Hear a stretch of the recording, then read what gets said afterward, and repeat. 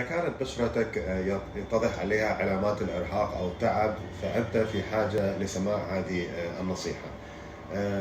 البشرة تتكون من النسيج الطلائي وهو النسيج السطحي، النسيج الضام اللي هو بيكون في هذا المكان اللي بيكون فيه كولاجين، والدهون اللي بتكون تحت الجلد.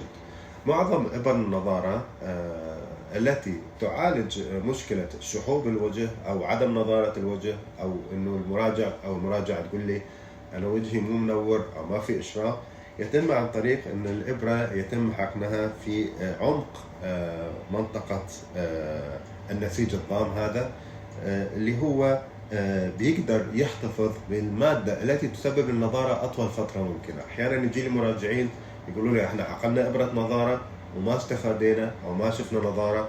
احتمال أحد الأسباب عدم النجاح نتيجة الجلسة هو أن الحقن كان في طبقة الدهون اللي هي الطبقة الصفراء اللي تحت النسيج الضار.